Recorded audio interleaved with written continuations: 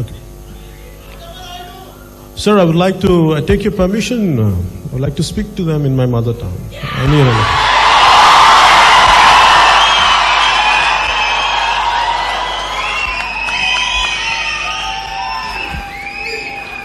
తెలుగులో మాట్లాడతాను, తీయదనం వేరు కదా.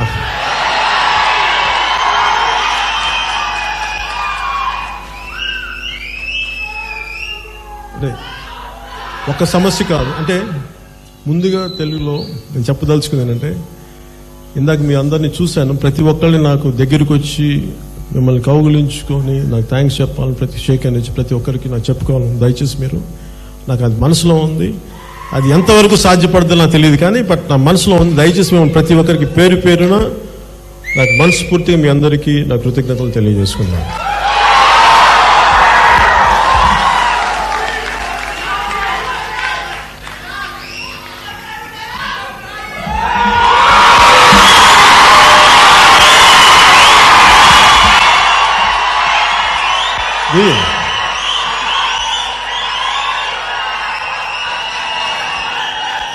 ఇది ఎందుకు వేసుకున్నాను, ఇందాక కారులో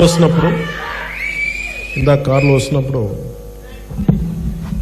ఎవరో నాకు మీరే నచ్చింది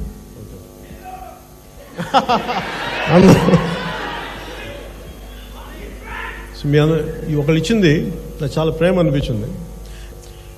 ఇది ఒక సామాన్యుడి సింబల్. ఇది గబ్బర్ సింగ్ సింబల్ కాదు, ఒక శ్రామికుడి సింబల్. ఇది ఒక కష్టపడేవాడి సింబల్. ఇది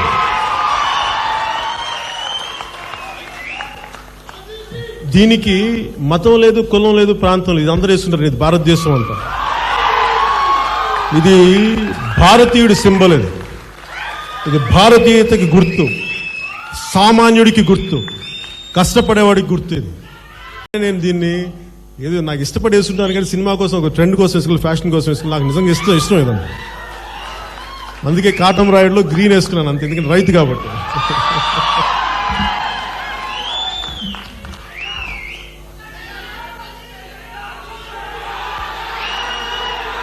నేను మీకు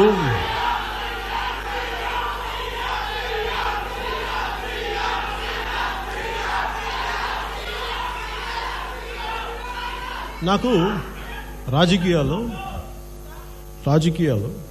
కావాలి. ఎందుకు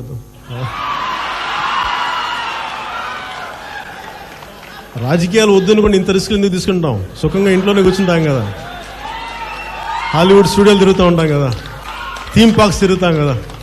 ఇక్కడ వచ్చి ఇంత రిస్క్లు చేయడం దేనికి? అంటే మీకు తెలుసో లేదో, రాజకీయాలకు నేను వచ్చినప్పుడు, నేను సిపిఎఫ్ లాంటివి పెట్టినప్పుడు నన్ను ఎంతమంది ఎన్ని రకాలుగా భయపెట్టారంటే, నేను చంపేస్తారు. నిజంగా అలాగే ఉండే లెటర్స్ వచ్చాయి.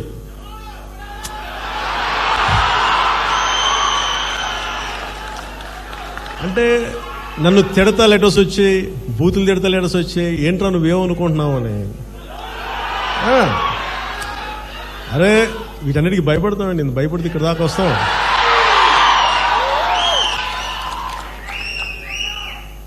అంటే నాకు జాగ్రత్త ఉంది, కానీ భయం లేదు. అస్సలు భయం లేదు, జాగ్రత్త ఉంది. ఆచితూచి మాట్లాడతాను, ఒకటికి 10 సార్లు ఆలోచిస్తాను. కానీ ఒక నిర్ణయం తీసుకున్నప్పుడు అది ఎలాంటి పరిస్థితులు ఎదురైనా సరే నేను ఖచ్చితంగా మాట్లాడతాను. కాకపోతే రోజు చావడం కంటే ఒకరోజు చావడం మంచిది కదా అనుకుంటాను. అందుకే నాకు భయం లేదు.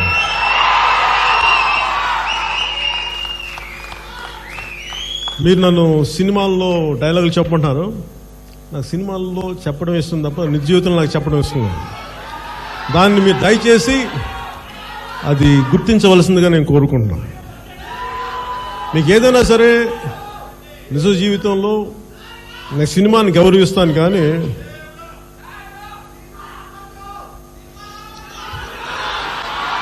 లేదు కుదిరినంత వరకు. అంటే యాక్చువల్గా సినిమాలు ఆపడం నేను చెప్తున్నాను. ఇంకా నేను వచ్చింది సినిమాలు ఒక 7 సినిమాలు చేసి రిటైర్ అయిపోదాం అనుకున్నాను.